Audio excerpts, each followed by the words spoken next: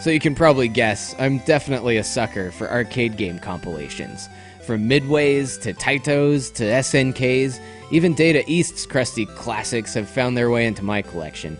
But one of my favorite companies back in the 80s was definitely Konami, the company behind classics like Contra, Metal Gear, Castlevania, and Gradius. So I was totally stoked to find out about this collection for the Nintendo DS, consisting of 15 of their earlier arcade titles. This happens to be the Japanese version, which is called Konami Arcade Collection, but it's also available in North America as Konami Classic Series Arcade Hits, or in Europe and Australia as Konami Arcade Classics.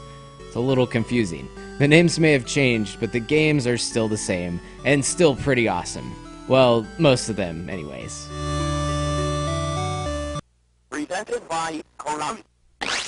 So the 15 games included were all released between 1981 and 1987, starting from Scramble, which was considered the first game in the Gradius series, and ending with the original Contra.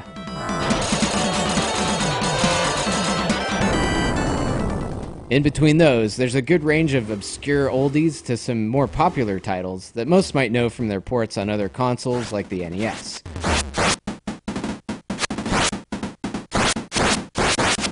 So there's a ton of variety in the gameplay here, although depending on your taste, there are probably a few games that you'll try once and never go back to again. More primitive side-scrolling titles like Circus Charlie just seem a bit ridiculous to be alongside intense shooters like Gradius and Contra, but they're at least still interesting from a historical standpoint. Speaking of which, there's a healthy amount of supplemental material for each game, like sound tests and images and promo materials, and the menus are easy to navigate, with an interesting mechanical style.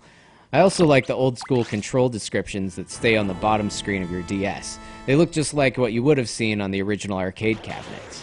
Overall, this is a great collection for any retro fiends out there looking to maximize their arcade game library. But otherwise, you may want to really look over the game list first. For me, Track and Field, YR Kung Fu, Kicker, Gradius, Russian Attack, and Contra are definitely worth it, but the rest aren't really in my heavy rotation. Man, I'm still waiting for a proper collection of their silver-boxed NES titles, or maybe at least some of their beat-em-ups from the late 80s and early 90s. Ah, that would be epic.